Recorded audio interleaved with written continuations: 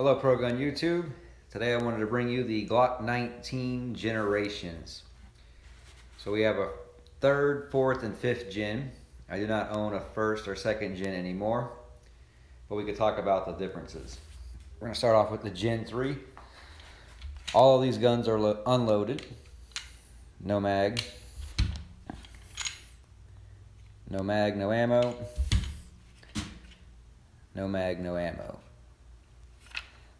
So I'll wind up closing these throughout the video.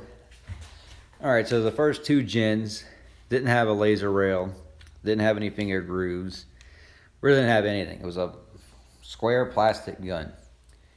So the Gen 3 came around, we were going through some bands. So part of the bands is they had to make this more sporterized. So that's when they put the thumb rest here on both sides. They put the finger grooves in, and they put the laser rail in. So that's basically your Gen 3. The reason that these are made today still is because some of your state's Department of Justice doesn't allow different generations. So you can still order a brand new Gen 3.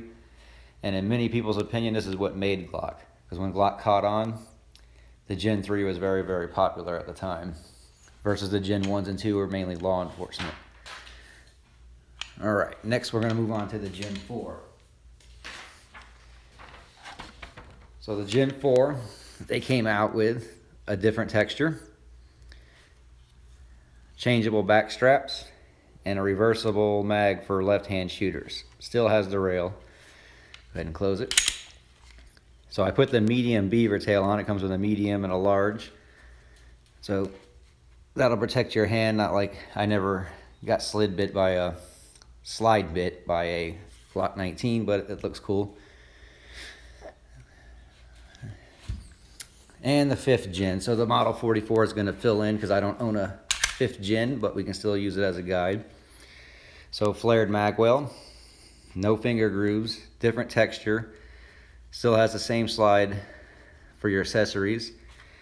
The 19 has a different finish and a different barrel. Glock calls it its marksman barrel, and it went full left hand friendly. So you have a slide release and you can reverse your mag, so the Gen 5s can be completely left-handed. Another change between the Gen 3 and Gen 4 is they enlarged their recoil spring system. So you see how the Gen 4 has a dual recoil spring. Go ahead and break that down. So in your Gen 4s and 5s, they're going to have a larger recoil spring versus the Gen 3 has a single plastic recoil spring. Now, if you own a Glock 26 or 27, here's a Gen 3 26. That's not really a decision factor when it comes to them because they've always come with the dual recoil spring, just shorter. So as we see, Gen 4 and 5 recoil springs were the same for the baby Glock models. It was only for the bigger models that it was a single plastic recoil spring system. The magazines will work for any generation as long as you're right-handed. So here's the Gen 3 mag. As you see, it only has one notch, so it's for right-handed shooters. So this will be your 1, 2, and 3 gen mag. Your 4th and 5 gen mags have a line all the way across. So when it locks in, it locks up for the right-handed, and if you switch it over, it'll be for the left-handed. And you can also get them for the Model 26 and 27.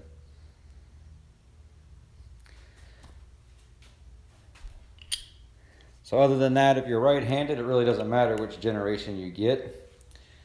If you're into the Glock rifling for the Gen 5s, that would be the only difference that I see. One more thing I want to point out on the Gen 5 frame.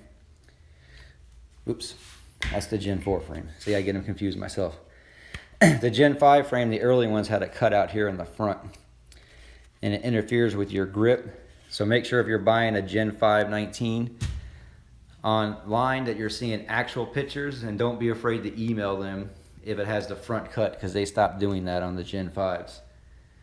All right, hope this video was helpful. If I missed anything, please comment down below. Thank you.